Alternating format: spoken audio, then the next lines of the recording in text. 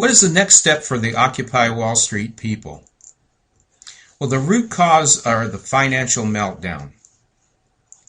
By Mike Russo, October 25th, 2011. In order to understand what caused the financial meltdown and what the root cause was, we have to go to a cause and effect timeline. So the first thing is that before 1929, banks and investment companies could commingle their assets. And what this caused was one of the root causes of the crash of 1929. In 1933, the Glass-Stegal Act was passed. Now, banks and investment companies could no longer commingle assets and were split into separate entities. In 1980, Reagan removed the cap on mom-and-pop savings and loans. This created the savings and loan debacle of the 80s, because when Reagan removed the cap on mom-and-pop savings and loans, the cap was at $100,000.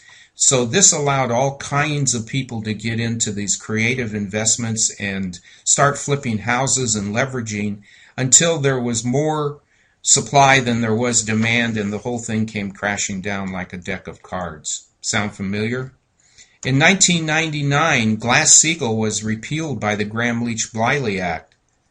Now, this allowed commercial banks and investment companies to commingle their assets again, just like they did in 1929. Again, does that sound familiar? The Gramm-Leach-Bliley Act removed regulations that prevented financial institutions from commingling their assets. This allowed all kinds of creative financing instruments, such as subprime mortgages without any proof of income, mortgage-backed securities. In other words, they're pooled mortgages that are all pooled together and sliced and diced so many different ways that people didn't even know who was actually owned the mortgages. And credit default swaps. And credit default swap is just another name for insurance.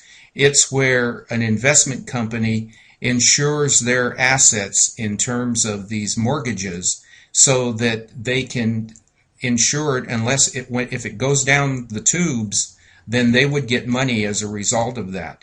This allowed them to sell toxic assets to their clients and then bet against them. In other words, they shorted their own clients. That should be illegal. They had math whiz kids to calculate the risk to rewards ratio, and they said that mortgages would never go bad because they were pooled and sliced and diced so many different ways that this could never happen. Well, when the variable interest rate loans started adjusting to much higher interest rates, homeowners could not afford the homes anymore, so they defaulted on the loans, causing more supply than demand again. Now, this is the third time that this has happened where there's more supply than demand.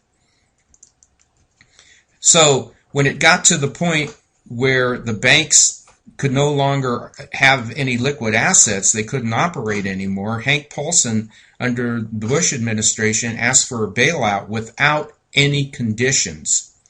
So he bailed out the banks, and this allowed the banks to pay mega commissions to their highest performers. And that's one of the reasons why people are so angry today, because of that. And they have no way of recovering that.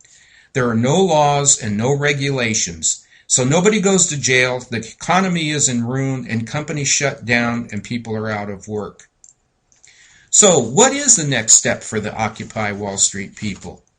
Well, now that I've explained it to you, we need to demand that Congress reinstate the regulation and laws that were repealed under Glass-Steagall, or this could happen again. I would appreciate that you pass this on to everybody you know.